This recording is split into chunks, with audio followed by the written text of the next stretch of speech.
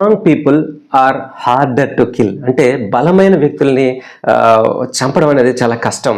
ఇది అందరికీ తెలిసిందే.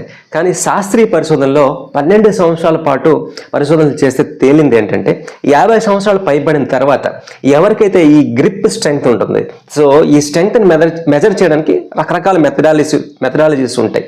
ఎవరికైతే ఈ గ్రిప్ స్ట్రెంగ్త్ అనేది తగ్గిపోతుందో వాళ్ళు 45% హార్ట్ రిలేటెడ్ ప్రాబ్లమ్స్ వచ్చేదానికి అవకాశం ఎక్కువ. అంటే హృదయ సంబంధించిన రోగాలతో మరణించే అవకాశం ఎక్కువగా ఉంది.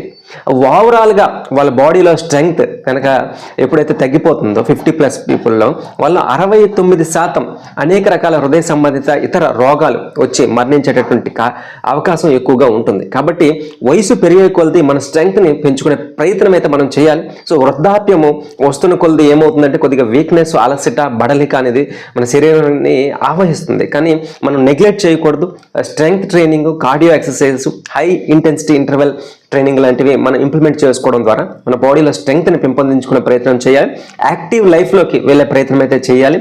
సో కొద్దిగా బలమైనటువంటి వ్యాయామాలు చేసి తద్వారా మన శరీరం యొక్క స్ట్రెంగ్త్ని, మజిల్ మాస్ని పెంచుకునే ప్రయత్నం అయితే చేయాలి. సో మేము ఈ యూత్ కాదు, యంగ్ కాదు, సో మాకు ఇవి అవసరం లేదని ఆలోచన పెట్టుకోకండి.